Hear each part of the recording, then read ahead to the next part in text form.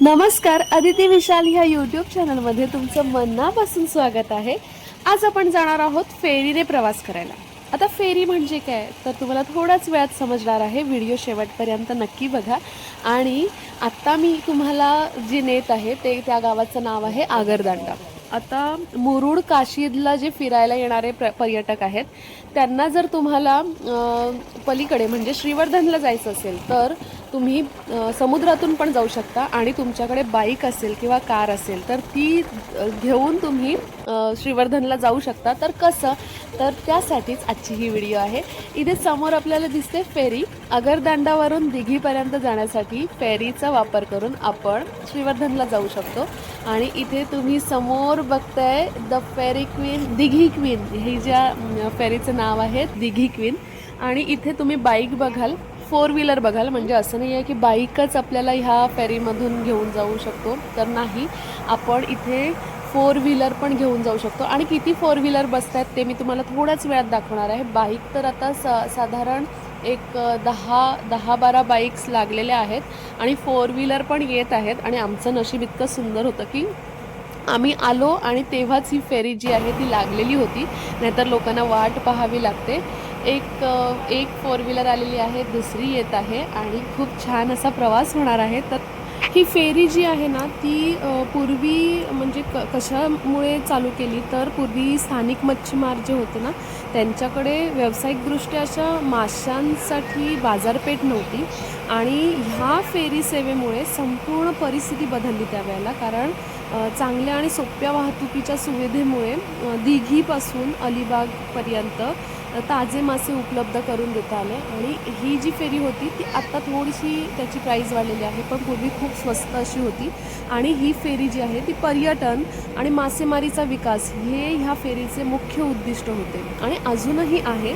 कारण हे ठिकाण जे आहे ते कमी वेळेत आपण पार करू शकतो. तर आता आपल्याला म्हणजे माणसांसाठी फर्स्ट फ्लोअरला जायचं आहे.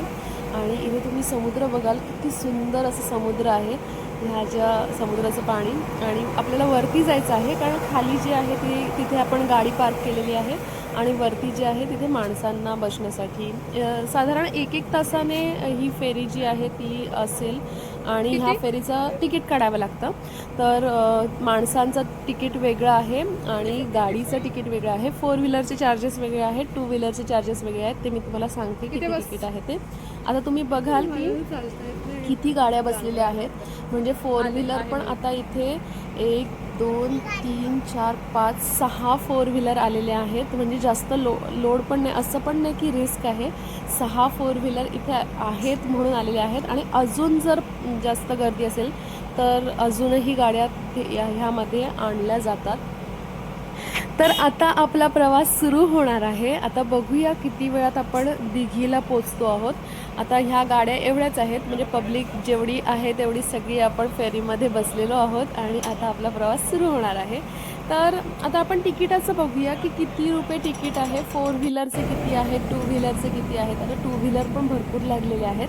तर तिकीट आहे 1 मिनिट ना, इथे दिसतंय की 50 रुपये तिकीट आहे आणि 5 रुपये कर आहे. 55 रुपये तिकीट आहे. कसले 55 रुपये तिकीट आहेत? बाईकचे 50 रुपये तिकीट आहे आणि 5 रुपये कर आहे. म्हणजेच 55 रुपये तुम्हाला बाईकचे ह्या फेरीने द्यावे लागतील. आणि माणसांचे पकडले तर 27 रुपये तिकीट आहे आणि 3 रुपये कर आहे. शासनाचा कर त्यांनी लावलेला आहे. तर 27 रुपये तिकीट आहे फुल प्रवासीचे. आणि शासनाचा कर जो आहे तो 3 रुपये आहे. म्हणजे एकूण 30 रुपये आपल्याला आपले द्यावे लागणार आहेत माणसांचे. तर बाईकचे 50 आणि 4 व्हीलरचे एक्स्ट्रा असतील. 50चे 100 असतील किंवा 150 असतील, माहिती नाही आहे तेवढं.